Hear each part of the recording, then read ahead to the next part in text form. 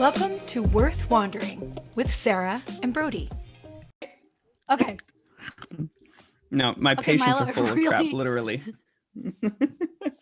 Oh, gross. But That is not. Oh, your jacket looks good. This. Oh, thank you. Yeah, it looks super cute. I thought you like looked it. perfect as you were, but that's super cute too. Well, thank you. This is the difference between dressed up and not as a jacket. Yeah, right. Okay.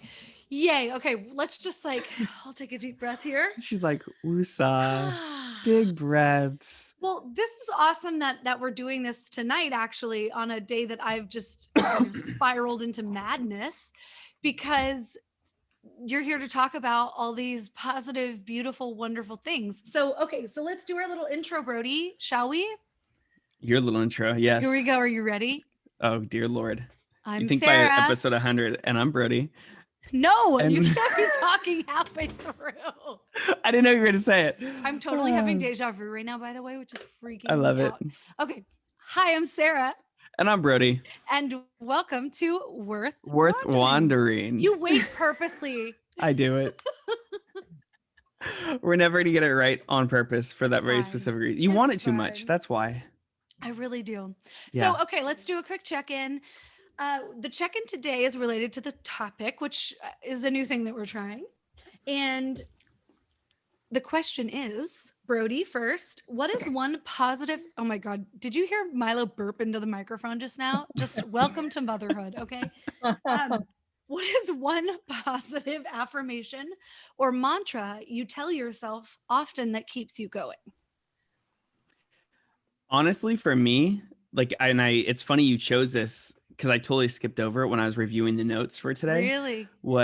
Yeah. And so I was actually out on a run, and it was in between editing the episode that comes out tomorrow. Yeah.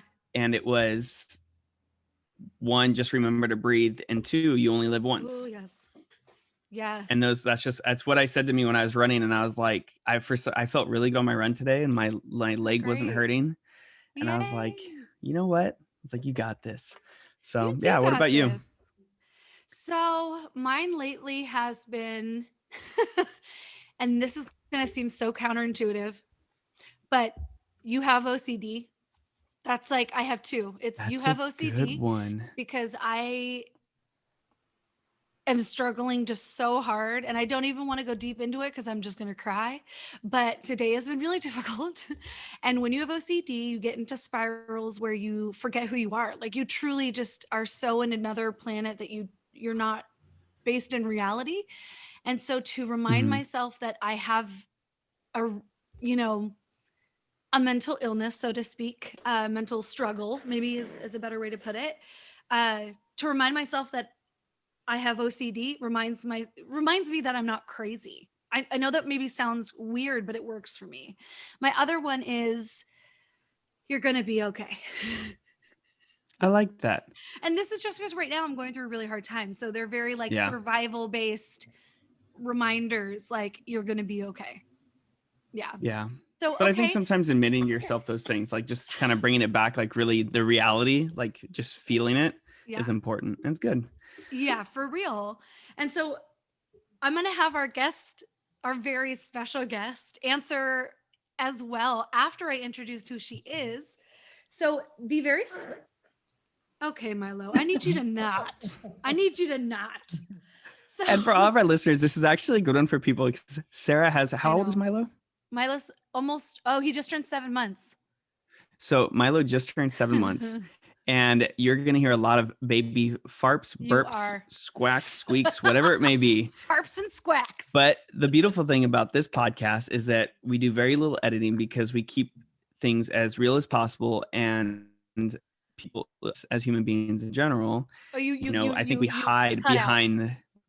Oh, that's okay. We hide behind a lot of stuff.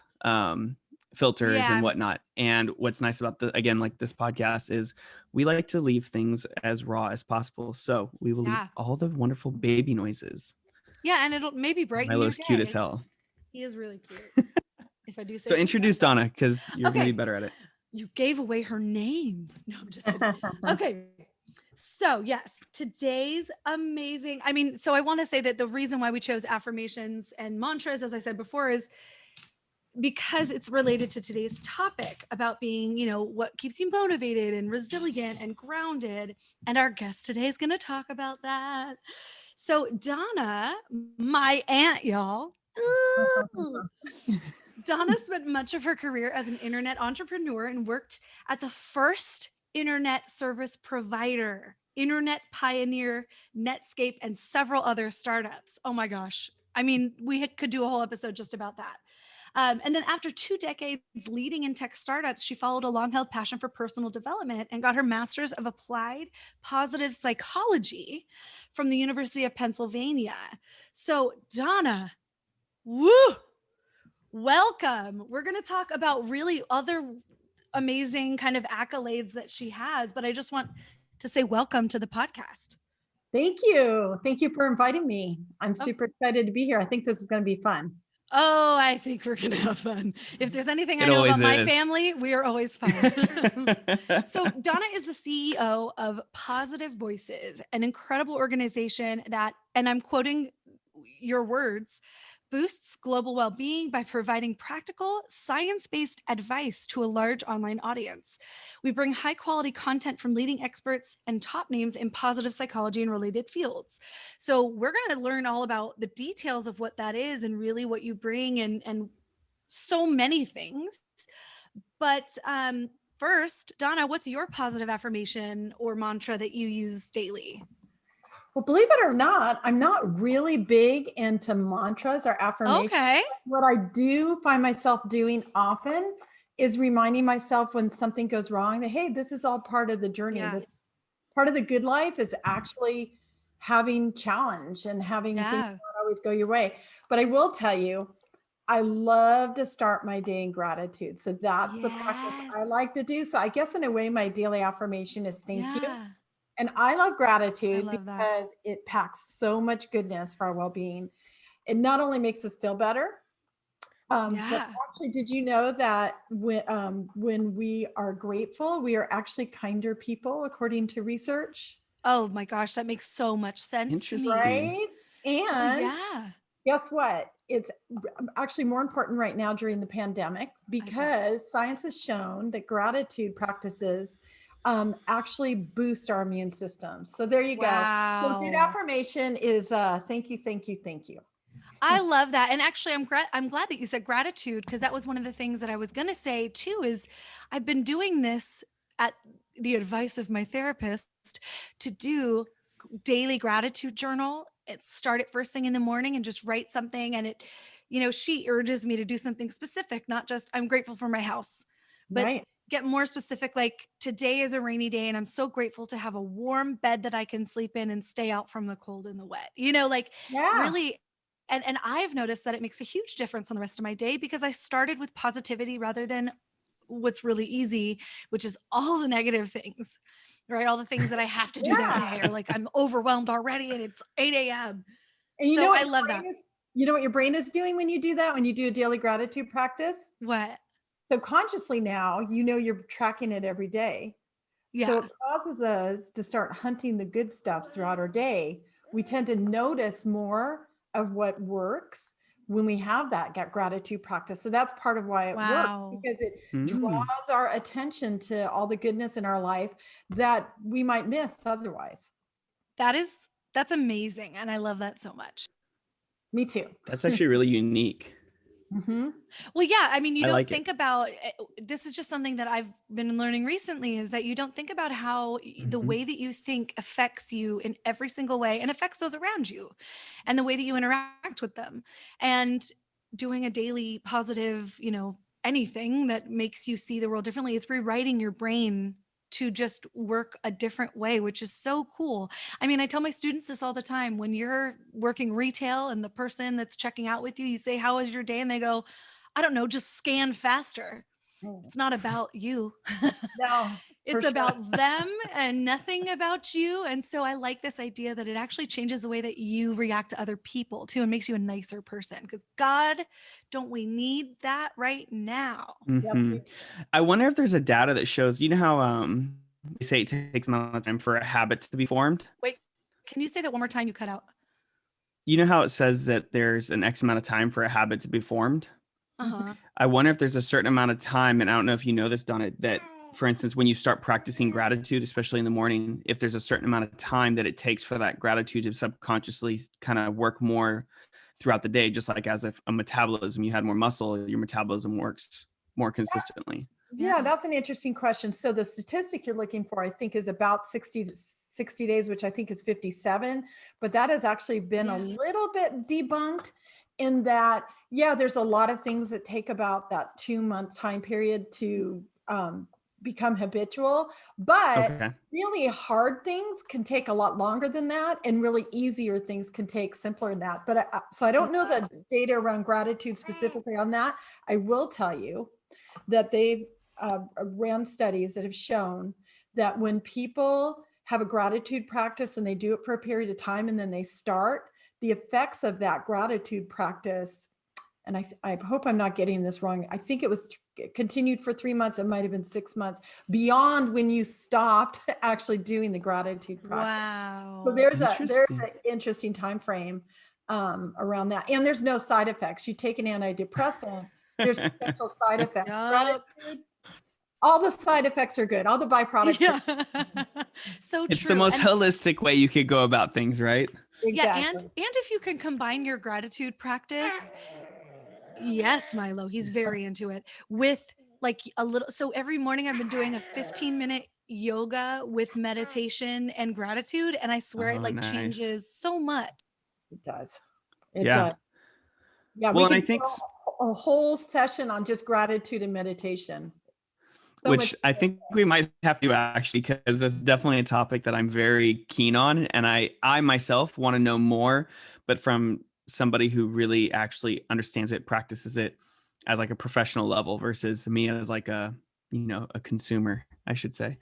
But I think now that we've talked about positivity and gratitudes and stuff so much, I think a good way to jump right into it is, Donna, if you could just start by telling us a little bit about yourself and your background, just for the audience to get an understanding and build a foundation with you, but to also tell us about Positive Voices.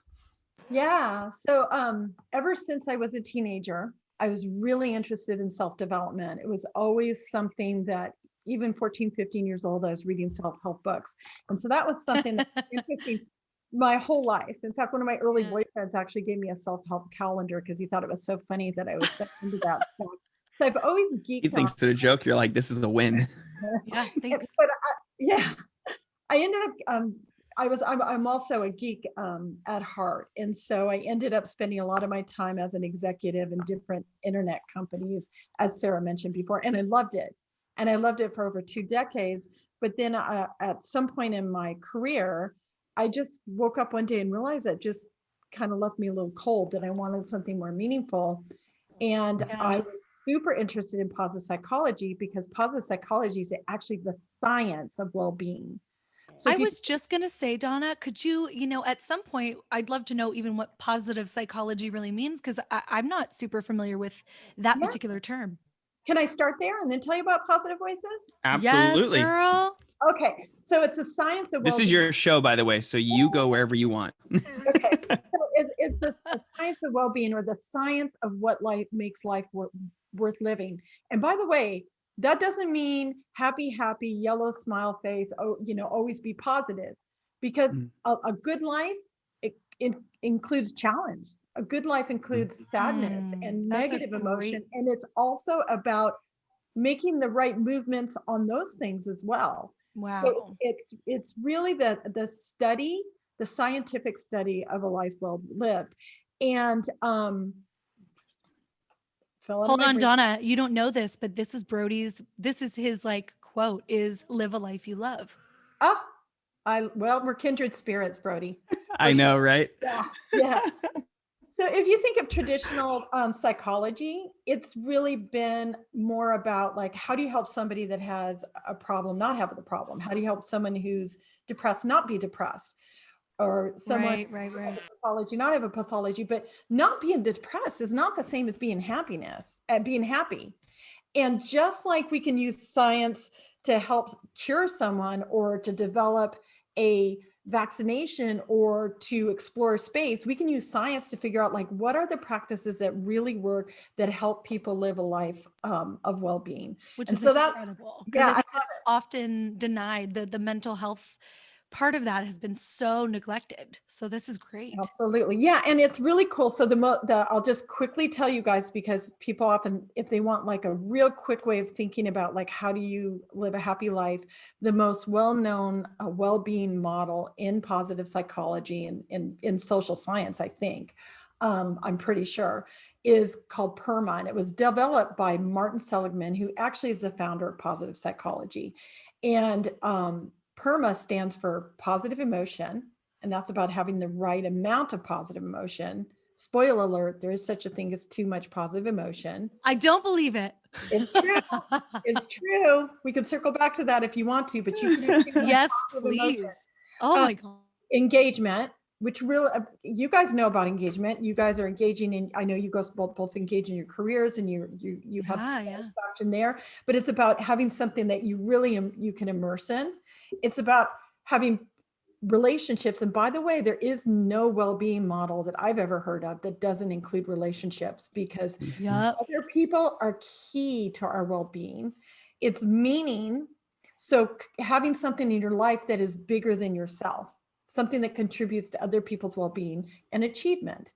It's having things that being able to achieve goals and feel good about yourself, because the reality is we don't just achieve because we want money and status, or else we would never, try to play the guitar better, even if we're not a performer, right? Yeah. So it's PERMA: positive emotion, engagement, relationships, meaning, and achievement. So that's love that psychology in a very quick nutshell. Oh my gosh. And that's such a awesome. So sorry, my son is growling. It is such a wonderful way to remember that too. Easy acronym, PERMA, but also what you said is with the relationships. We talked about that last week, where I was talking about the fundamentals of human communication. One of them is social. It's about having relationships. Absolutely. Without them, we do not do well. Yeah. Did you know that according to the Harvard Human Development, or is it adult development study that's been going on for over 80 years, they found that it's just as toxic to be lonely as it is to smoke or be obese. That is oh my gosh, how critical it is for us, to our well-being, to have connection with other people. That actually makes so much sense to me. I mean, I wonder if we're probably going to see huge numbers of or research studies coming out of the pandemic, really making that a clear distinction, that loneliness is as deathly as oh my gosh, crazy. Well, that's really interesting, because you also talked about like achievement and money and status. And I'm sure that achievement, when it comes to like what you were just talking about, there's a sense of achievement as well. And you don't have all these type of things, that you kind of have like a low in your life, or you don't feel as much self-worth, or like you're actually accomplishing, a life that you feel like you want to live. Yeah. Well, it's interesting, about money, and a lot of people think the more money, the better. In reality, money does make us happier to a certain point. Do you think that's because of if you have enough money, because money's kind of like one of those weird things, right? Where you need a certain amount of money to be able to achieve like things that you want to do. But do you think we put money on a pedestal that defines our happiness falsely than what we really subconsciously want, but we don't actually know it yet? Well, you're very wise, because money. So if you're outdoors in the snow and you're naked and you're hungry, sounds like my favorite things right now, money can make you happier. Absolutely. Because when you come in and you get by the warm fire and you have a warm cup of soup and you have dry clothing on, you are happier than you were a moment ago. But it becomes a point in which money, it flattens out, and it doesn't, it only makes us happier to a point. Now, the number I learned was up till about $80,000 in the US. And of course it's different In New York, it's going to be different than it is the Midwest. I think that number is a little old, and I suspect with inflation, it might be a little different, but the point still remains. We need enough money to have our needs met and to also have, a buffer so that we can have some enjoyment. We can do some things, but then it really starts to fall off and it doesn't make us as happy. And so although we tend to chase it as if it's the end all be all as humans right now. Absolutely. Yeah. I totally agree with that. And I think it's where we put the definition of happiness in like the wrong place. Like people define like the money value is happiness in terms of like or success, I guess is a better way to put it. Money, the more money you have, the more successful you are, or the more you have achieved, as the word you said, which I think is actually, I think I like achievement better. Yeah, because we're actually called an achievement success culture. is thrown around so much. Well, you guys are achieving right now. And right now in what you're doing, you're accomplishing something. You have a goal and you're doing this podcast. And so achievement is about way more than for humans. We're target seeking. We're naturally target seeking without the status and without the money. We tend to want to set goals and accomplish them, right? And in the United States, that's a value we hold, is achievement. We're very achievement oriented as a culture. And in fact, the more that you achieve, the higher status you have, and the more kind of respect that you gain for all of these achievements. It's true. But what's really interesting about the 5 pillars of PERMA is each one are things that we are cross-cultural and have been studied to be things that we achieve for in and of itself, not for extrinsic reward. So we humans want positive emotion for positive emotion's sake, and we want a relationship's sake. We also want achievement for achievement's sake, even if you strip the rest of it away. It's just that we kind of get caught in that extrinsic stuff, and cultures, like as you mentioned, really emphasize that. Yeah. And I'm loving that you're using extrinsic and intrinsic. So extrinsic, just for those who don't maybe not know what that word is, it's, the things that lie beyond ourselves is the best way that I can describe it. I mean, Donna, you could probably describe this better, but intrinsic is often, what we do for ourselves. I mean, maybe you want to clarify that a little bit more. No, that's beautiful. That's beautiful. If we do something for a reason, like we do it for money, we do it for status, we do it for reputation, we do it because we don't want someone to punish us. That's a motivation, right? But if sorry, that one was which one? That was extrinsic, external to us, right? And intrinsic is things we do for the sake of itself. So I'm very intrinsically motivated to study psychology. For me, that's an intrinsic. Very well put. Yeah.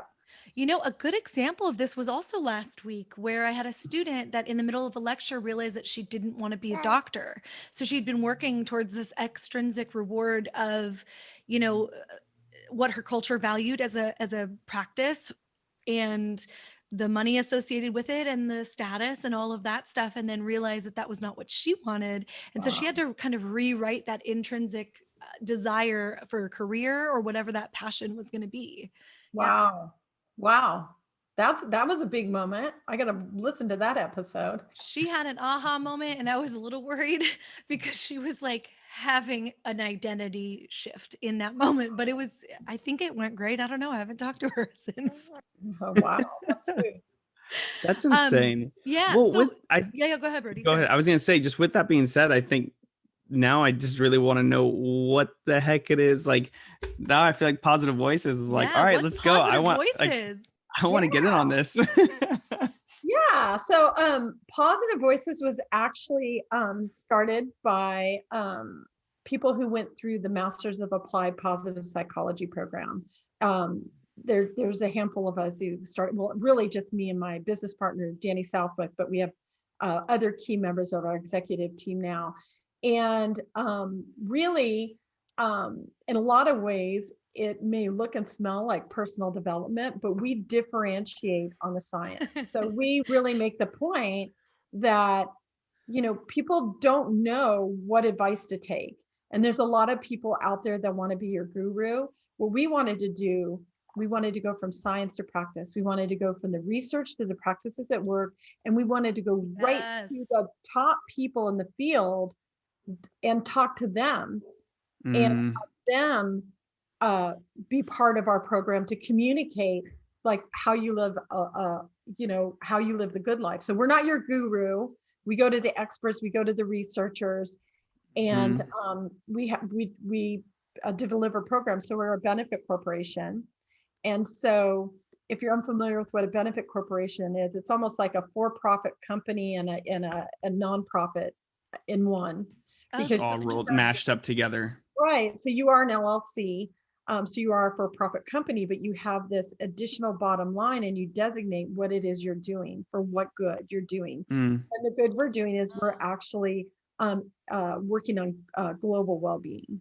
And so our additional bottom line and where some of our profits go is toward programs that help increase global well-being. And is this just like in the I know you said world, but I think sometimes we think of the US is the world because we just forget how big it is. Is this actually all over the world that you guys get to do this stuff? Yeah, so we are, the internet's a beautiful thing. Right now we're English speaking, so you would have to speak English. Our programs are available via the web, and then our grants are open to go worldwide. We've actually partnered with the International Positive Psychology Association, and we're still startups, so it's not like we've I'm a startup girl. I always start from the beginning and then over time. That's just what I love to do. But we have partnered with them. And so we will be working on programs that are just outside of Positive Voices, right? Yeah. And then we have our programs within Positive Voices. And I want to ask, what are some of those programs? But I will say first, even though you're a startup, you have over 140,000 followers on Facebook alone.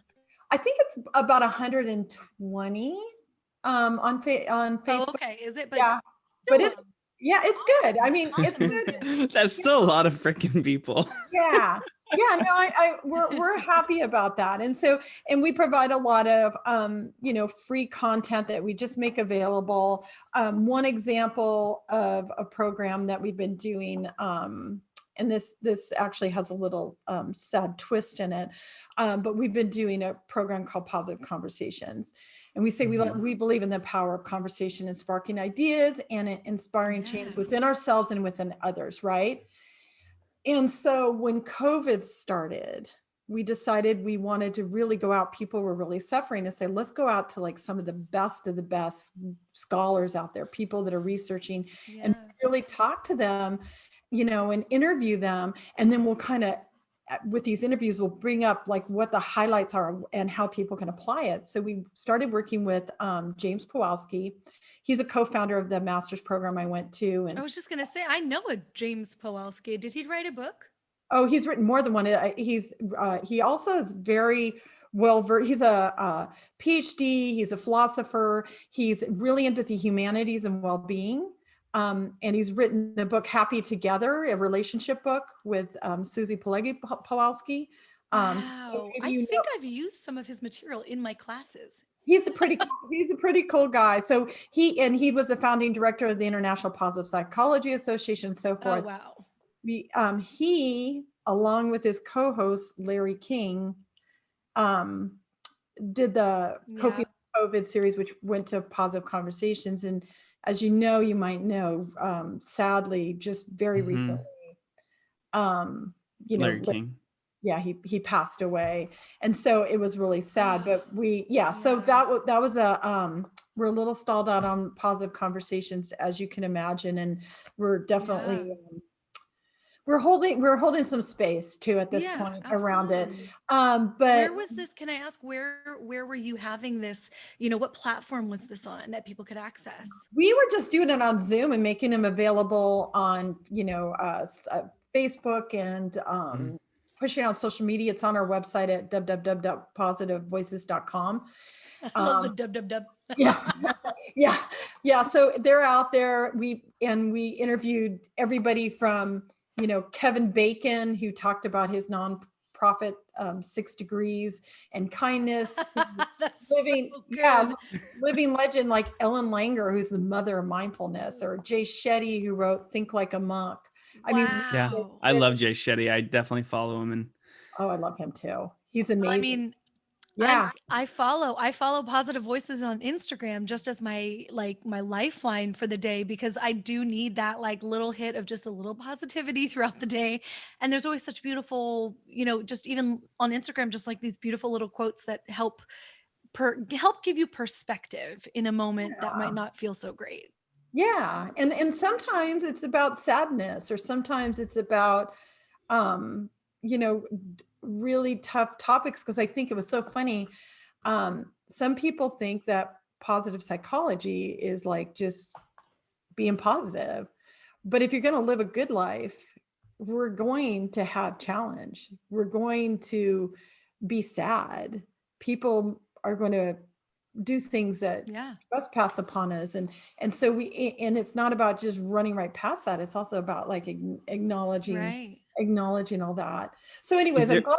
Oh, go ahead, please. No. So I guess I'm actually going to wait to ask this, because I want to let you actually explain more about Positive Voices and the programs and where it's headed and all this stuff. But I know, but I have so many questions too. I know. It's so good. I'm like, okay, so is the every 3 words you say is a new can of worms that opens up. Oh, that's so funny. Well, hopefully you'll start interacting with us. We love it. Absolutely. So let me just get a little clarity on positive psychology in general. Is it about how we, because I think there's been this argument about the difference between, obtaining happiness versus, I don't even know what the other side of that would really be called. Yeah. But there's this, you know what I mean? There's this idea that can you actually obtain happiness or chasing happiness, right? Happiness, does chasing happiness make you happy?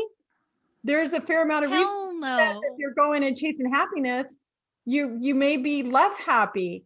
What you need to do is you need to do the practices that lead to happiness. And by the way, that's not chasing pleasure. One of my favorite things is that positive emotion is sometimes, this, Sarah. You know this right now as you hold Milo. Yep. Your baby in your arms gives you more eudaimonic happiness, gives you more meaning, and probably in a lot of ways has brought some negative emotion into your life and some stress and strife. Because what happens, when parents often, especially early on, their measured happiness goes down, but over time their meaning goes up. Yes, I talked about that in Crazy Normal. It's wild. All the studies say the same thing, and they've been studying this for so long, and it's always the same, that relationship satisfaction and life satisfaction goes down immediately, but it goes up over time once you find yourself again. Well, it's the long haul, and it's being able to, and a lot of it is adjusting to the fact that a lot of the things that we, I know for a long time, I missed having naps and being able to sleep in. So,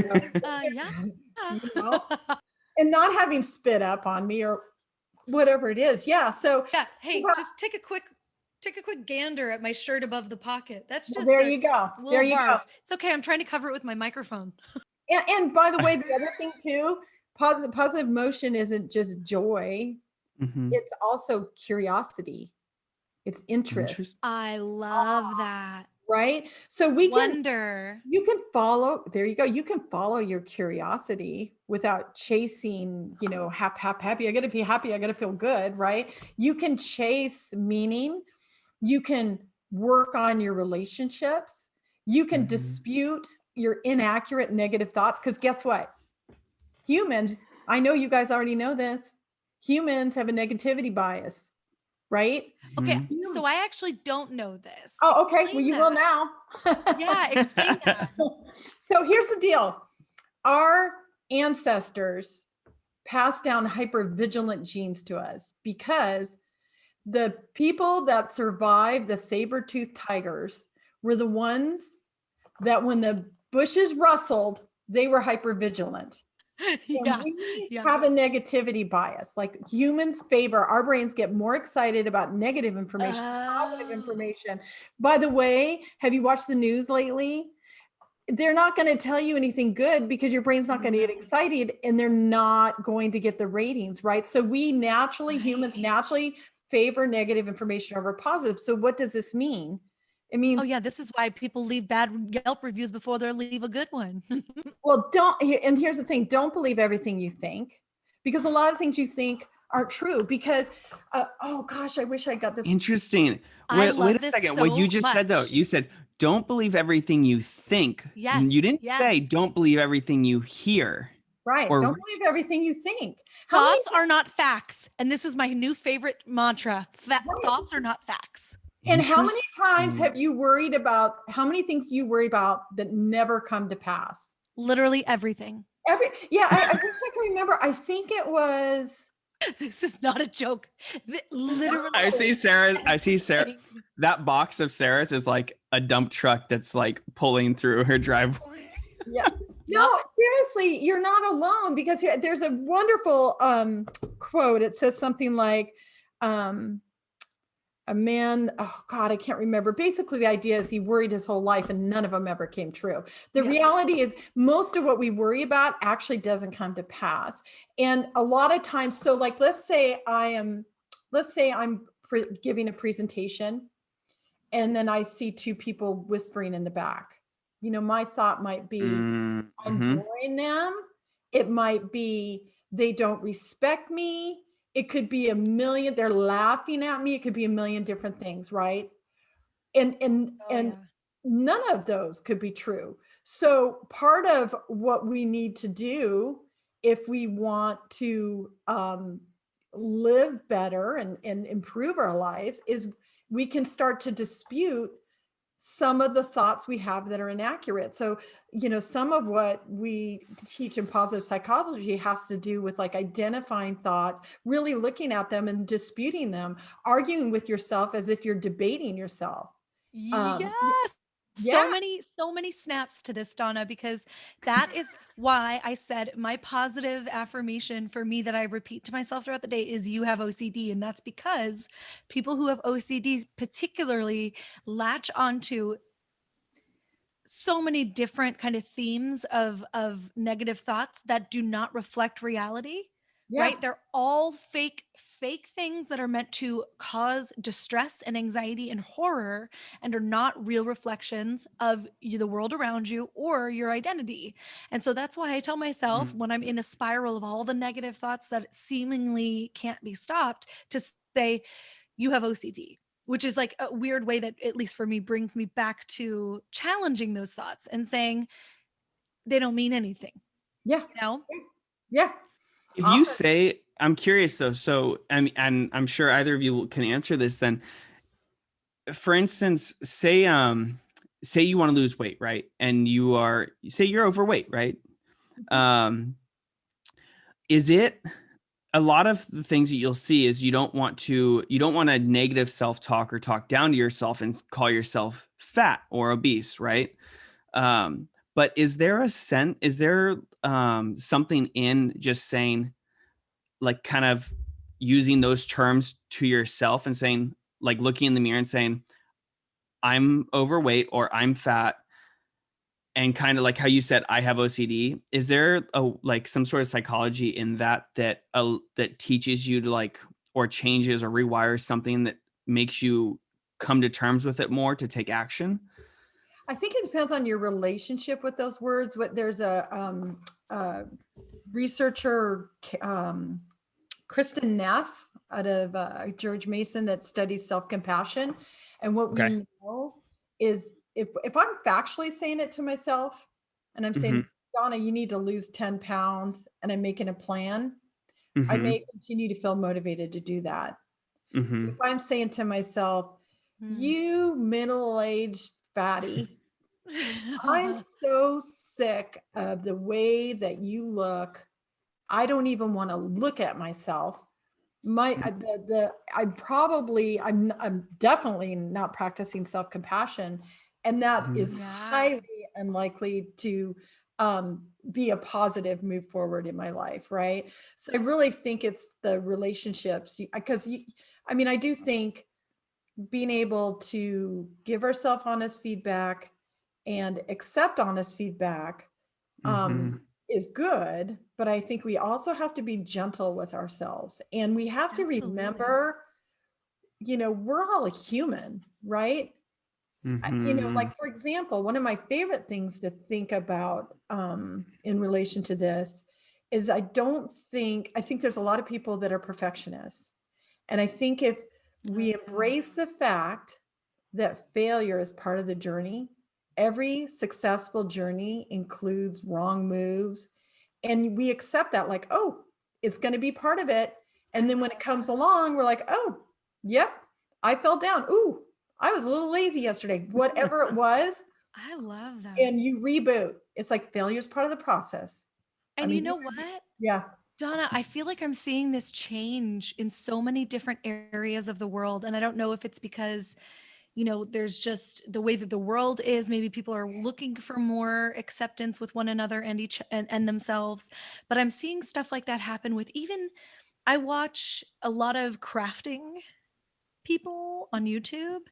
And I see a lot of them reinforcing this message of, oh, I made a mistake. That's okay. Let's work with it. Or let's try again. I don't need to just stop my whole project because I made a mistake. And then I see a lot of moms now on Instagram posting, my kids didn't eat great today, but that's okay. It's one day. Tomorrow, we're going to get back on it. Yep. And so, yeah, I love that message. That I think that is starting to spread more, and it's such a beautiful thing. I'm with you. I think all the time. And I mean, it's in the language with my son too.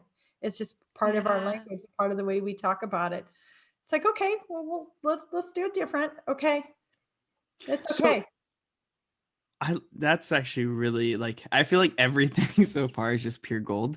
So I hate silver. Like, what is silver anyways, and platinum? Screw that. But with that being said, so like, it kind of made me look at this really quick though, is that some of the programs and stuff you offer, because what you were saying about your kid and whatnot, you're talking about positive conversations with yourself. And that's one of the programs you have, right? Yeah, it's the interview series with Larry and James, and we'll figure that out going forward. And so anyway, you can go to our website and see that. And then we have free webinars and sometimes paid webinars. We've done webinars on like finding your purpose, or like we just talked about disputation, like negative thoughts and disputation, or goal setting. In fact, this week we have the productivity code that we're doing this week. And it's really about looking at your actions and how they align to your goals, like out on the horizon, and then eliminating what's called goal conflict, like making sure that what we're doing now aligns with where we're going, as an example. Oh, wow. So we do webinars. We have a course that we're really proud of called The Psychology of Flourishing, because what we did is we got really top of the field scholars. So James Pawelski hosts it, and Marty Seligman's in it. Anyone who knows positive psychology absolutely knows him. Has written a lot of books. You guys may know Angela Duckworth. She had a really popular TED Talk. She wrote Grit. Yeah. She was one of my professors at Penn too, and she's in it, and it was amazing. Gabrielle Oettingen, where she's one of the top goal science researchers in the world. She's amazing. If you ever heard of Whoop, she came up with that. And if you haven't, you'll have to follow Positive Voices, because Whoop is amazing. Is Whoop, are you talking about that new app thing or device that tracks like your sleep and all that stuff, or is it something different? No, Whoop is, I'll just stop briefly since we're just organically talking here. Did you know that if you just do positive thinking, you just reduce the odds, like visualizing, you just reduce the odds that you're going to accomplish your goal, according to science. Wait. Back up. Yeah, you need to repeat that. Yeah, say that one more time. Positive thinking, like The Secret and all that. If you just do that, they've done studies in all kinds of populations. If you just positive think, you just reduce the odds. But positive thinking can help you if you couple it with the right follow-on action. Oh my God. Okay, Donna, you just blew my brain to pieces, and in a good way, because I mean, again, I'm sorry, I harp on my medical stuff so much right now, but coming from a person who has depression, anxiety, and OCD, having people tell you just positive thinking, that does not work It doesn't work. everybody the same way. I need to have the, sometimes the medication and sometimes the therapy and the action, because for me, it's all action based. I got to be able to, yeah. Here's the reality when it comes to a goal. It's called WOOP. In social science, it's called mental contrasting with implementation intentions. Okay. Gabrielle Oettingen studied mental contrasting for over 2 decades, tons of populations, like with students and athletes and everything else. Wow. And showed over and over again what I'm saying here. Her husband, another PhD brainiac, amazing guy, studied implementation intentions, which I will get to, but they put them together. And what it is it's wish, outcome, obstacle, plan. So let's say that Brody decided that he wants to consistently meditate. And by the way, if Brody's not already doing good with his meditation, he may decide that he's going to start by just doing 5 minutes a day, because there is some science that shows just getting that habit going. Yes. And then you build it later. So Brody says, my wish is that I am going to start meditating. I'm going to meditate 5 minutes a day, maybe Monday through Friday, whatever he decides. Then he does his indulging, his positive thinking.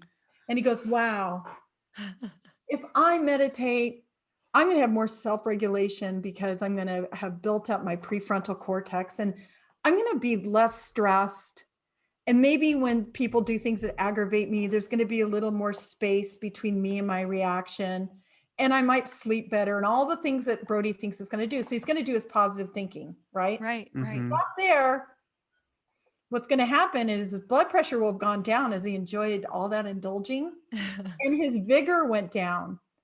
On some level, in your brain, you now almost feel as if you did it. You actually are a little less motivated if you stop. That's so true. That's but if so you true. keep going, you go to obstacle. Now you bump it up against reality. So Brody says, well, what's standing between me and my meditation project? And he goes, distraction. And I am not scheduling it. So he really thinks through the obstacles. It has to be something he can control, something in him, like saying, earthquakes all the time mess up my meditation project. He can't make a plan. So there's nothing he can do about that one, right? Right. So then he did his indulging. He thought about all the benefits. Then he did his dwelling. He thought about the obstacles. Now he can decide, do I still want this wish? Because sometimes you'll find out that like you're not prepared mentally or physically. Yeah, for that exactly. Yeah. And so he can decide at that point in time if he wants to go forward. Usually people do, in my experience. And then that's when you do the implementation intentions, which is the plan, which goes like this: when blank, then blank. So when Q of the obstacle, then I'm going to do this.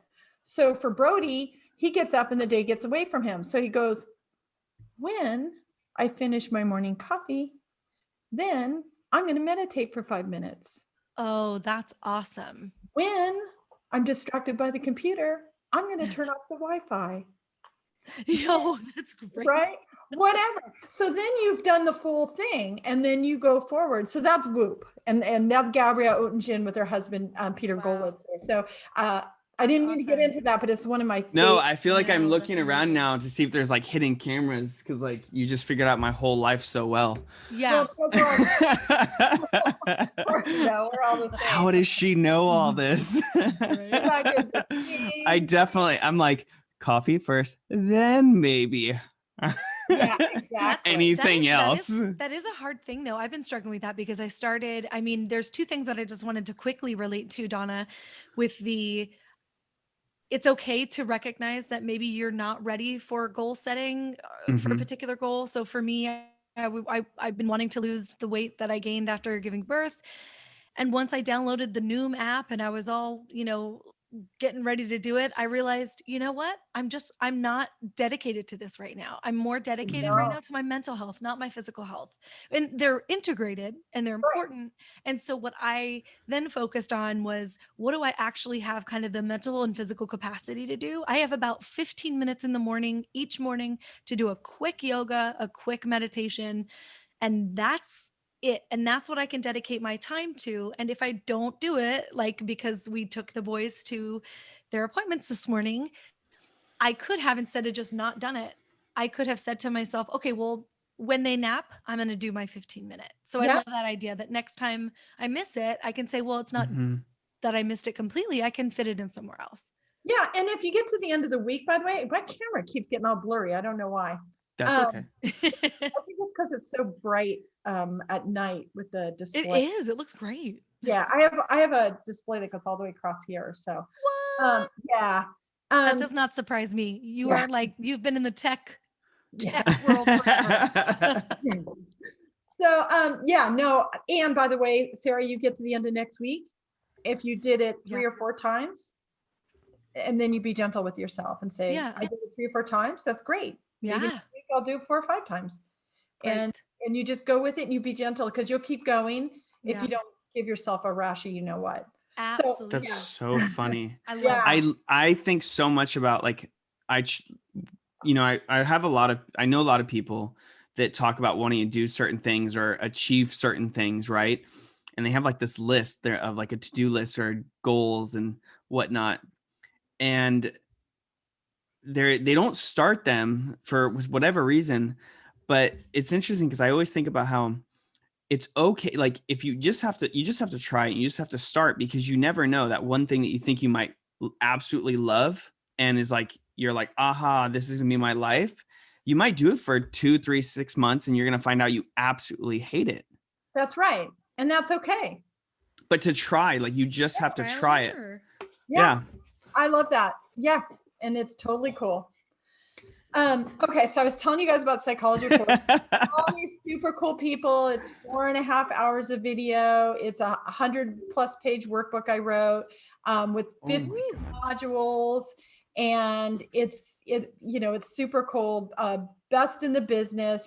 Like how to elevate your happiness, how to deal with your negative thoughts. Best practices, evidence-based practices for goal achievement. Understanding your character strengths, all kinds of things. It's really cool. So we have that, but a lot of people don't really want to go through self-paced things, or they find it hard to finish. In fact, there's crazy statistics about how many people sign up for these online video self-paced things and how many actually finish them. So we have the Best Life Blueprint classes, because the 100-page plus workbook is called Your Best Life Blueprint. Where we do it moderated with a positive psychology expert, and you do it in a cohort. Oh, that's stay awesome. with the same cohort, and it's accountability too. Yes, exactly. So love the Best Life Blueprint classes, but my favorite is the Changemaker community, because what is that? So I really realize, we realized at Positive Voices that so many people, as they're thinking about improving their lives, they really see themselves as a change maker. And we started really thinking like, and by the way, we know that when we make a difference in other people's life, we have meaning. And that's one of the pillars of well-being. So helping others helps ourselves. So it's like change your life, change your world, but let's do it in community, because change happens in community. We can boost each other up. We can hold each other accountable. We know that a lot of things are contagious within groups, and we can participate in conversation, and we can goal set together. And so the Changemaker community includes the ability to be part of these webinars and these intention meetings and these workshops and all kinds of things.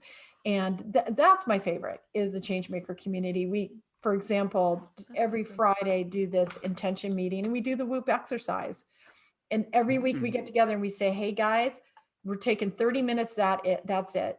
Because Monday starts on Friday. Let's get ready for next week. And we come together and we do a short meditation to ground ourselves down. And then I share a new nugget of science every week. Then we go through WHOOP real quick. We break out into breakout rooms. Everybody whoops it up. We come back. We ground back into what we just went through, and boom, we're done. Are you trying to say, whoop, there it is? Whoop, there it is. I think. Have you actually done that before? Have you ever said, whoop, there it is? No, but I've wanted to. But fly. I'm kind of a goober that way, so Okay, so if I wanted to join this, I could imagine, not me or anything, but somebody imagining like the things that would hold me back are, how accessible is it? If I come in, is there a start and a finish, or if I came in, tomorrow, would I be missing out because people have already built these communities? What would you say to somebody who's interested in doing this? Well, it's first of all, right now, and not for very much longer, the intention meetings are completely free, even though they're supposed to be part of the Changemaker community. Wow. So I would say come in, because we're going to grandfather anyone who comes to any of our intention meetings. We're going to let them continue on for free. And wow. when I send the emails out each week, I always say, if this is going to be your first time and you want to be in the fly on the wall and you don't want to turn on your camera, you just want to watch, do it. Don't just do it, just watch. But the reality is you can jump in anytime with your goals. You can jump in anytime with these things and work on them. And all of our programs, we do it in such a way that people can kind of come in and breadcrumb in and see if it's for them or not. Like to join, like to full-fledged join the Changemaker community, we only charge you $1 the first month. And then after that, it's for the Changemaker community, $27 a month. And we pack a lot of value in for the $27 a month. That's on the incredible. Changemaker community. Yeah. And by the way, it also includes the psychology of flourishing, and all kinds of things are included. So the Changemaker is like the master plan of all of them. It kind of includes other parts of other programs in there as well. Yeah. I mean, there will be, like, we're getting ready to do a self-love 5-part workshop that will be separate. It may be included with the Changemaker community because we just committed to doing it yesterday. But that's an example of something that's standalone. One of the principals at Positive Voices, she is studying self-love. That's what she studied at MAP. And she's actually moving toward doing her PhD around self-love. So she's going to do a workshop on that, which I think should be really interesting. I mean, I imagine that if people loved themselves more and found themselves more, they would be so much kinder to others. I think that's right. And I think some people really struggle with it. And I don't think that we've all been brought up to honor that, right? It can be a struggle for a lot of us. Yeah. How do you think, when people say kindness is key kind of thing, I think there's a lot of words out there that are just, what is the phrase? They're words that are just tossed around. They're said loosely or lightly. And people develop, like, it's like a internal struggle for some people. How do you find that kindness and actually believe in that? Not, because I've heard people say, well, you can't always be kind in this and that, one, because people don't want help, and two, like toxic positivity. Well, I mean, what is kindness, right? So if I have a friend who's open to my feedback, doing something really destructive, and I tell that person the truth, if it's in my domain to do that, that's the kind of relationship I have. I mean, I shouldn't be walking up to people in the grocery store, but if one of my best friends advice. and I say something that's a little hard to hear, or let's take it the other way around. I've had my good friends come up to me and say, hey, Buster, boom, boom. It may not feel good, but they're actually being kind to me in that moment, right? How do you differentiate between the two, though? How do you not take that as, how do you take constructive criticism constructively? Like particularly Brody's, right? Like our generation and the generation below us have a really hard time having any kind of negative feedback. Even if they're looking for advice, they're speaking to you as if they want advice, but they just want to talk. They don't actually want advice, but they're soliciting it in that manner. Well, let me just say that I know the last generation, we've brought them up with a lot of kudos and pats on the back. That aside, I couldn't take feedback really well until my 30s. I mean, maybe nobody could tell, but when I was in my 30s, I remember at the point in time when I said to myself, you know what? Every time someone says this one thing about me, which by the way happens to be true and is still now a few decades later, still true, just less true because I've worked on myself. But it used to be I'd want to say, no, that's not true. And it's like, you know what, that is one of my faults. And when I got to the point where I realized accepting this fault in myself is not saying I'm a bad person, right? And so I do think, like, I'm in my 50s, I'm well into my 50s. Most the people I hang out with. I know, right, Brody? Yeah, was trying not to say anything, but you really don't look like that at all. Oh, thank you. The women in my family do not age. Thank you, guys. I can take feedback. I think part of that is just it's aging and accepting yourself and all of that. And then I think whether or not something is really kind, first of all, I think you should ask yourself if something's your business. You know, what's your relationship with that person, right?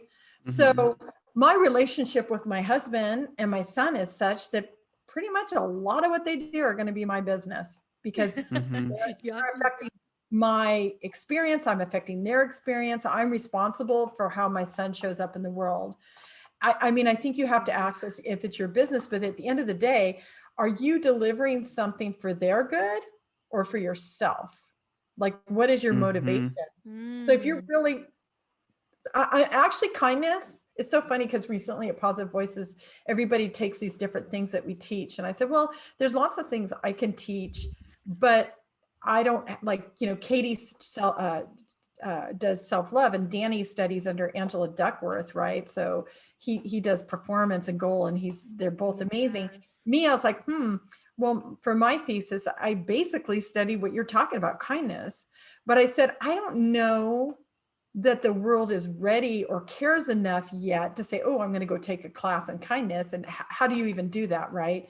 But I do think, I don't know. I'm an optimist for sure. I do think there are things that we can teach each other, like how to give each other the benefit of the doubt. And like, what are the benefits when we give each other the benefit of the doubt? How does it organizations if people by default started to more often than not give the benefit of the doubt? How would it transform relationships and families? What needs to be present in a community that enables people to be more likely to give each other the benefit of the doubt? Like, I think there's, which is, by the way, my thesis was on something called gracious mindset, arming yourself with this mindset of like really giving each other having a gracious mindset, having absolutely. I mean, someone does something against you, right? It's all empathy. It's all just, I love that. Yeah. So, I love kindness, Brody. I'm glad you brought that up. I love, you know, the whole idea, do unto others, they do unto you. I'm an imperfect human who does imperfect things, but boy, what a beautiful world it would be if we all did that a little more. Yeah. And I think one of the reasons, I don't know, correct me if I'm wrong, Brody, one of the reasons I feel like you asked that question too is because we had in a previous episode when we were talking to Samantha Wield about this idea of kindness, what's the line between being kind to someone who, I don't know how to phrase this. Are you talking about the like when someone badmouths talks about another person? So it's kind of like the world that we're living in now. There is this idea of I interact with people immediately with kindness because I'm a kind person. I want to spread optimism and positivity and joy, and I want to connect with my fellow humans. But is there a point in which kindness isn't deserved almost, or it's too taxing on my own self-love and self-care? For instance, we were talking about with this Black Lives Matter movement. If I'm coming face to face with a KKK member, a white supremacist, and I can go ahead and, you know, try and give them kindness and say, well, can we have a conversation? But if they come at me with, your step siblings are an abomination, what is my role in that moment? Is should I be giving kindness to myself and space with this person, or should I, not necessarily come back with something that's unkind, but not waste my energy? Do you know what I'm trying to say? I mean, that's multiple regression right there, right? Because there's so many pieces. So like, here's one thing that I think of when I come to a table with other people. It's like, pretend we're playing cards. I'm gonna give cards to people around the table, and maybe I'm giving them to my family and my nieces and my nephews and my coworkers, and maybe being kind to people in the grocery store, but I'm dealing myself. Every time I'm dealing myself. Right. And so you got to weigh it. You got to weigh it with what's going on. And sometimes you have to protect yourself, right? I do think where kindness lies in the political movement seems like it's more about coming to the table and us being able to, really trying to have a conversation to understand. Like, to me, and that's just me talking about my opinion right now, I think like the best we can do right now, but you're not going to be able to do that if someone is angry. They're not in their prefrontal cortex. They're not thinking rationally. They're not going to sit there and seek to understand from you, and you seek to understand from them, right? It's if they're not open to the conversation. But I do think, I don't know, politics are really tricky. Adam Grant just came out with what's the book he just came out with on this very subject? I don't know if you've read Adam Grant. He wrote Originals, and he wrote Give and Take. He's brilliant. He's out of Wharton. He's an organizational psychologist. He has a podcast that's very well liked. It's very popular. Let me find you the title of the book. We'll have to add that for sure. Yeah, his book is called Think Again, and he talks about this, and he's amazing. So maybe I'll have a better answer for you after I read Adam Grant's book. But I did read a great chapter on debate, Sarah, which I know you would like how people convince each other in debate. And there was some real gotchas in there from the social science perspective. Yeah, I would love to read that, because number one, sometimes, not often, I teach argumentation, and it's one of my least favorite classes to teach, because people who love people who love to argue. Are you okay, buddy? Coughing up a storm? People who love to argue like to take that class, and not necessarily, they listen to respond rather than listen to understand. But by the end of the class, once we really understand argumentation, it does seem to change. And so I love to see that shift. But also, do you know this, Adam? Well, he was one of my professors. He was one of the lecturers at Penn. Oh my gosh. But his is it TED who sponsors? I think it's TED who sponsors. I mean, it's a heavy duty, big deal podcast. In fact, of all, we had quite a few people we asked to be interviewed by Larry King, and most people were able to do it, and he was just too busy. Because this guy, I love Adam Grant, and he narrates his own stuff. You'd enjoy. That's really cool. Yeah, he narrates his own stuff. He's pretty cool. I think you guys would like him. I mean, you guys obviously are big thinkers and stuff, and I think you guys would like it. So you talk. Go ahead. Sorry, Brody, but go for it. Another question because we're talking about all these awesome programs that you have, and one of my favorite things is that when someone's talking about this company that they've started and what are people getting out of it? I mean, what are you seeing? Are you seeing people kind of transform through these programs? What are some of the things that you've heard back from people doing these programs? Oh yeah, we absolutely have. We have people coming back and saying it's life-changing and it's really impacted them, and they've taken on new paths. I mean, one of the ones that recently came up was this guy who was a musician and he was doing some composing and he was working a job and he was stuck and he decided to take a leap of faith. And then since then he's been, writing music and really feeling like he's living his passion. And we have a lot of stories like that. We have people, we're not, and we make it very clear that we're not therapy. And if you need therapy, go get therapy, because that's not what we're doing. Right. But it's probably great as combo. Yes, absolutely. Absolutely. And yeah, so we've had a lot of nice success stories that we're excited about, and we're growing, and we really, we want to help a lot of people, Do you have any programs that focus on also relationships? Well, we do. So in the Psychology of Flourishing Best Life Blueprint, relationships are part of both of those. I actually wrote a workbook called Active Constructive Responding. Let me see if I can find it up, which is, did you know that there is something more predictive of positive relationships than how you argue? Really? Because that's what I was going to guess. I was going to guess, is it how they argue? No. Because that's what I've, taught in my comm studies courses. And didn't you and Kurt do something like that before you got married? We went to Gottman. Love Gottman. Oh my God. I can't believe that you actually went and got to one of his seminars. Yeah. Okay, but that's crazy. Yeah. You guys explain Gottman? Because I have no idea. Oh my God. He's like one of the leading. Okay. So if you want relationship stuff, John and Julie Gottman, John Gottman ran the Love Lab out of Seattle, associated with University of Washington, I think. I hope I'm not wrong, which is an apartment that they had like people eavesdropping via cameras and two-way mirrors or whatever it was.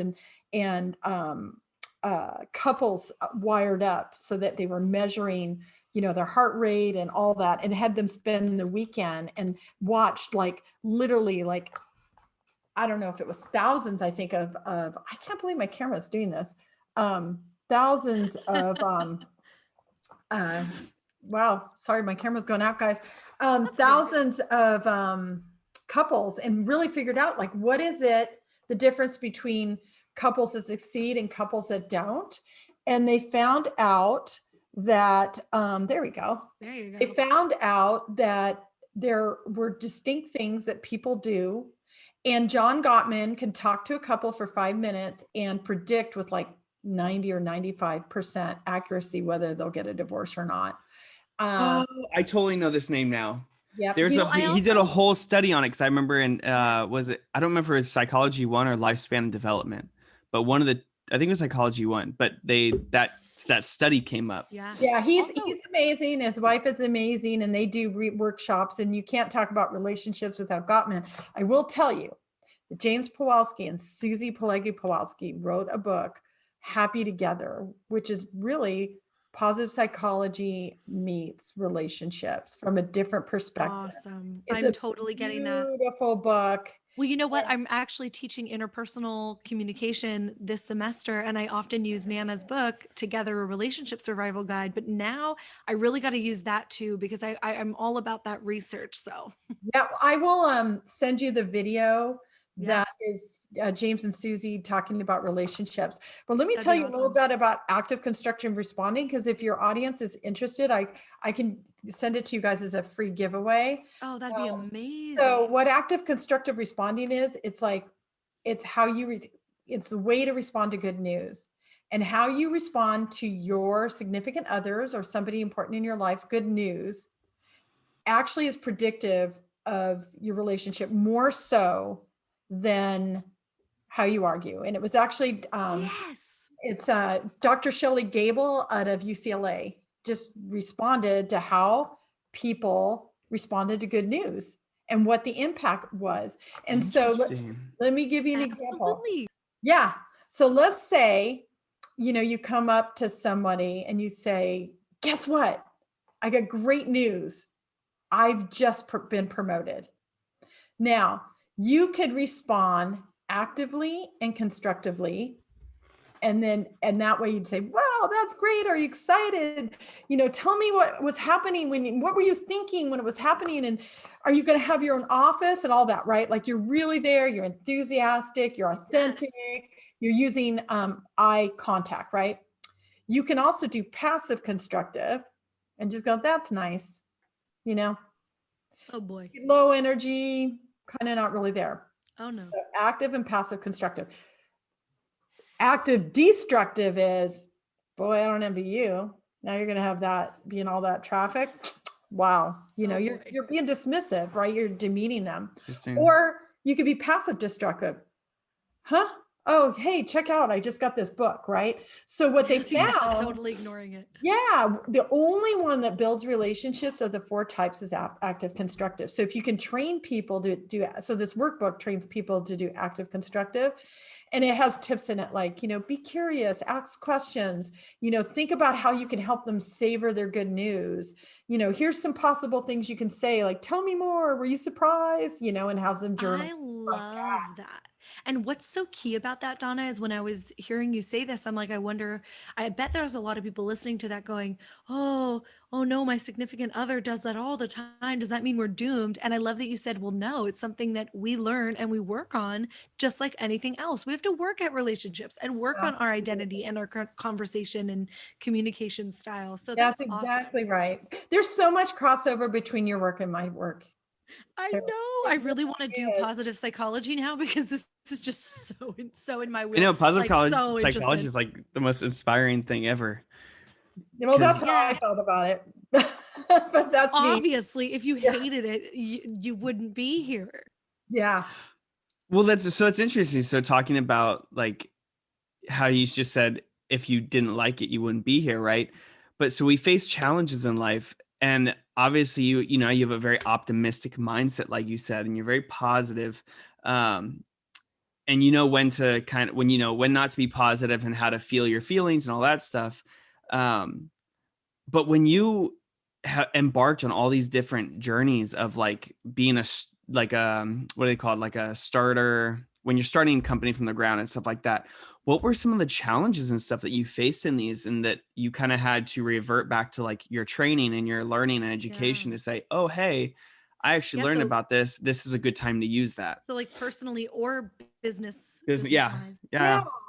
So, I didn't really bump into positive psychology until 2003. And I started working in internet startups in 1993. But I had been following positive personal development, self-help for a long time, and psychology.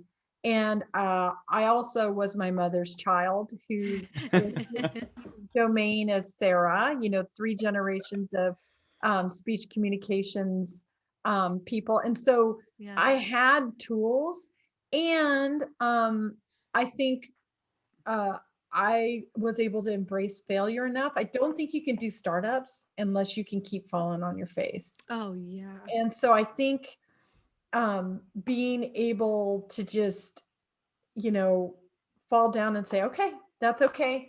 I'm going to start again is really the kind of person you have to be for entrepreneurial ventures, unless you're one of those people that just hits it the first time and it's, nothing but a party. But even in those cases, you start in a small company and you have to be scrappy, it's like you have to wear all the different hats.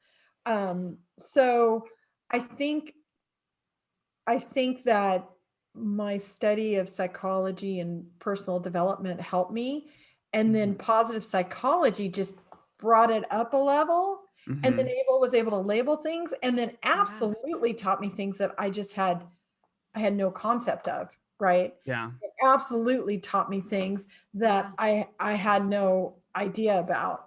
But yeah, I do think you need to be resilient and optimistic. I used to joke and say, to work in a startup, you have to be a little stupid. You have to be a little obtuse. Like, I think that's true, though. I think there's, what is it? And Alice in Wonderland, is it Cheshire the cat? Cheshire cat. Cheshire cat says, there's a saying that says we're all mad, Yeah, because you have to believe. I think that's like, it's my favorite quote. Besides "Live a Life You Love," it's probably one of my favorite quotes. Yeah. it really is like you have to be willing to take some crazy risks and make weird choices if you're going to be, doing anything kind of grand. Yeah. And then accept the judgment and stuff, because you have to put yourself out there, right? To like your friends and your family and stuff like that. People that tried to hide behind that are, I don't know the right words for it, but I feel like if you're setting out an adventure and you're not willing to publicly display that, and you try to kind of hide it from certain people, then I don't know if it's you don't love it enough, or you don't have enough faith in it, or you don't have enough belief in yourself, like self-confidence, or you're just simply scared of the judgment because if you failed, what people might say. Yeah, I think you have to be okay with failure. I really do. And I Do you think think once people you've done it can once, develop that over time? What's that? Do you think people can develop that being okay with failure over time, or do you think that it's just something that you're really, I guess, born with? No, I think you can. I think part of it is like being okay with fear. So it's interesting. I told you like during our intention meetings that every week I do a new science tidbit rather than just every week introducing Whoop, giving them something new. This last week, we talked about fear, right? Because what you're talking about is like not doing it because you're afraid you're going to fail, right? And so what I shared is like, look, your life can be big. Our life can be bigger. It's like we can do things that are meaningful to us, or if we want to be a change maker, we can be a change maker. But fear is what gets in the way. But here's the deal. Absolutely. Like we can learn how to push through fear. There's a lot of things we can do, including, by the way, Brody, meditation, helps us with that. It comes up. There's a bunch of things we can do. But one thing we can do is shift our mindset. So if we know that the better version of me is on the other side of my comfort zone, and that fear is part of our path to expressing our best selves, that's how we're going to, live our highest self, then, that along with realizing, what? Fear is not personal to you. If you're human, you experience fear. And often you have to go through that fear to leave your comfort zone. So we could shift our mindsets and realize, like, number one, you can build courage. And if you want to build courage, that means moving toward fear, not irrationally. Don't go jumping off cliffs, but move toward fear. Look at it as an opportunity to like build those fear muscles and change our minds. There's some great research by Kelly McGonigal. She wrote the book, The Upsides of Stress, and she's out of Stanford. And she says that, people who think stress is bad, actually it has more health and psychological impact on them than if you don't think stress is bad, number one. But by the way, when we feel fear, so let's say you're going to do public speaking and you start to feel that feeling right here. What you can do is you take that excitement and you channel it and you say, oh my God, bring it on. I'm so excited. I can't wait to share this idea. Don't say, calm down, calm down, calm down. Yeah, no, it goes the opposite way. Say, bring it on. My life is on the other side of this. I'm so excited. And channel that energy, channel that fear, channel that excited feeling, and just keep saying to yourself, do not say calm down. Yes. Okay, Donna, holy shit. Two things that just like, wow. Yes, that's totally true. And in therapy, they tell you this too, especially if you have OCD. One of the things they say is the more you try and stop a negative thought, the more it's going to come back as fear. But if you just say, bring it on, panic attack, take me, then it actually makes your brain realize that you do have control because you just chose to let it in, which triggers the, I'm actually you're not even redirecting, you're really accepting. Exactly. It's like, and then and then it puts your focus on your message too, because if you could say, or for you, absorbing it puts the focus differently, right? And I do like, no science behind this one, but that's what that which we resist persists. I tell Grayson this all the time. I'm like, if you wake up and you decide like, I'm not going to school today, and you're locked and loaded around school's the wrong thing, and then you go to school, you're going to have a crappy day.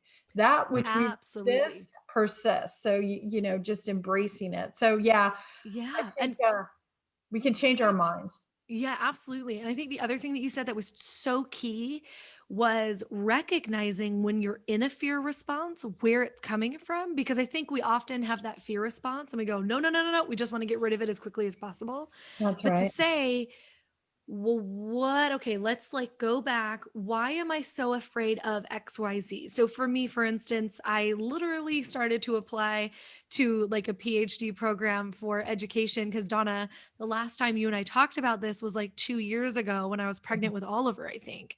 And Yeah. I was saying to you, I like teaching college. I love teaching college, but I'm not sure it's the exact right place that is fulfilling me in the way that I had expected it to. Yeah.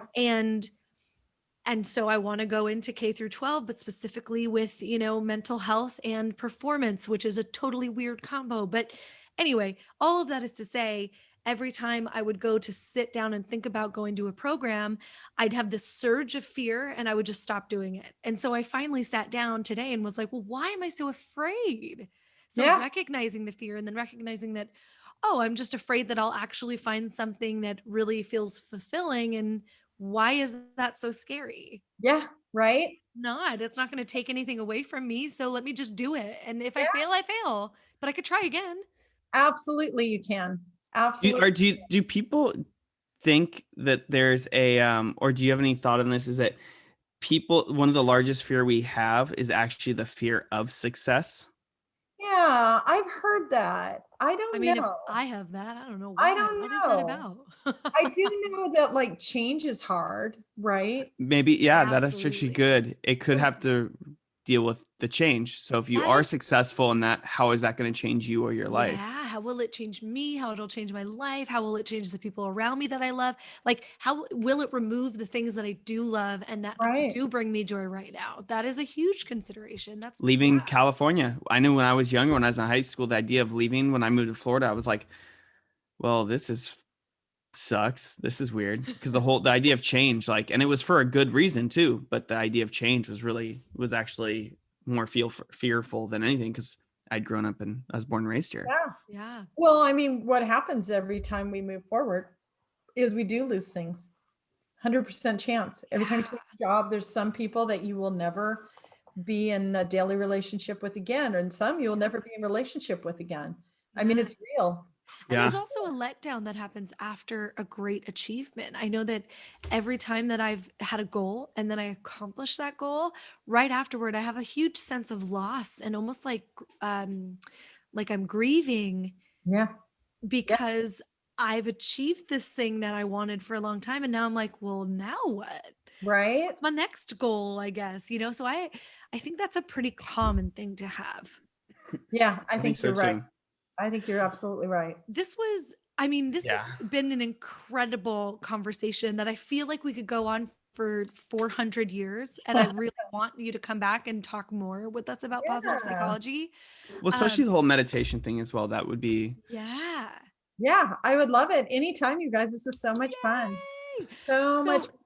But before we go, we always ask our guests something, and it's, what would you leave our guests with? If you could leave them with any piece of advice or motivational thing, what would you say? I mean, I think it would be the fear thing, honestly. I think I would say don't let fear stand between you and your potential, right? Um, don't jump off any cliffs, but don't let it, you know, I, don't hide your light under a bushel, right? So I love be that. true to who you are, and don't let it be fear that stands between you and your potential. And that's be awesome. kind. Yeah. Yes, please be kind. Be In addition to kind. all those other things, be kind. Yes, exactly. Exactly. Wow. You heard it from her mouth Yes, herself. seriously. Thank you so much, Donna. I love you so much. And I'm I so love you glad that too. you were willing to come talk to us tonight. Yep. It's Indeed. 9:30 p.m. It's Indeed. I know. everybody's time. But yeah, thank you. And Brody, if you want to close us Yeah. up. And so, for all the listeners and stuff like that, you'll find all of Donna's links and whatnot below. And then if you haven't already, feel free to remember this helps us grow and get recognized by more people, especially on Apple Podcasts, because that's really the only podcast platform that rates and reviews and will push your podcast out to other viewers. So subscribe, leave a review, make sure you rate it 5 stars, obviously, because why not? So, but also share this episode with anybody you know who might be feeling I feel like this literally applies to every single human on the planet, but if you have a friend in mind while listening to this podcast thinking, man, they would love this, please go check out Donna's website, and can you give us that website one more time? Yep, www.positivevoices.com. And that's literally my favorite. They're also on Facebook at Positive Voices. So thank you again, Donna. We love you, and everybody live a life you love. Bye, guys. Thank you.